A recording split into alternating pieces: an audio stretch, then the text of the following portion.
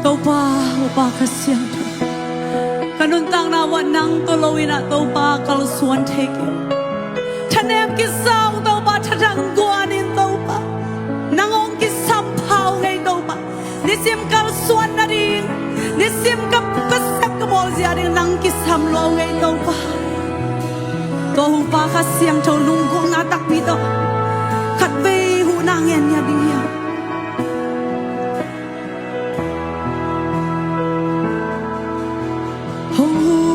kasiang to aton tung hong kisami katanem na kempel nang nong tel penhi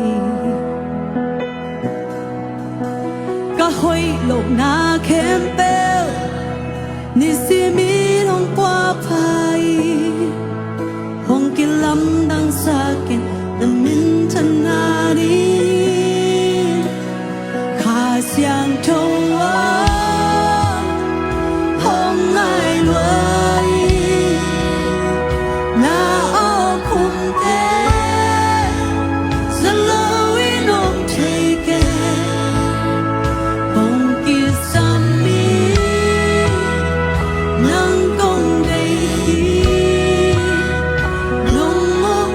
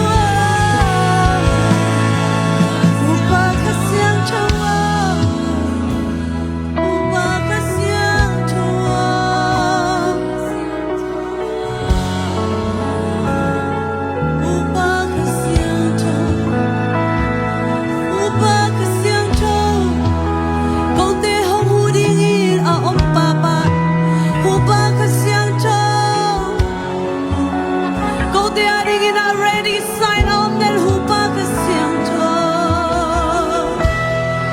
Kau tiang tu sengai lo, ongkat pide, makai dan hupa kasiang to. No pun dahun, no ngopi deni, lam nong lang deni, nong makai deni, lam pitak de nong hon sang deni.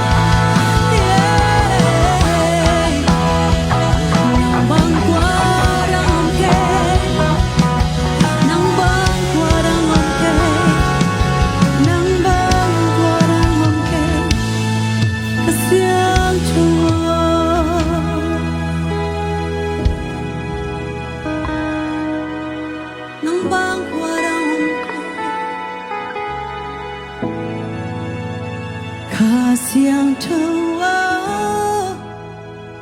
hong ai luai na okum te so we don't take it hong isamin nang kong daily nang pina.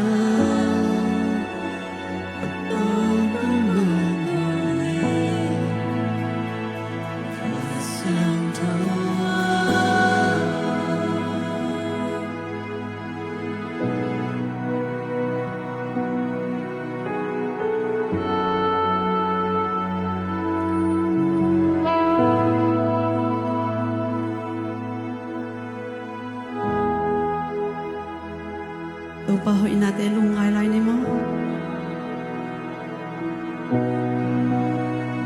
Pahoy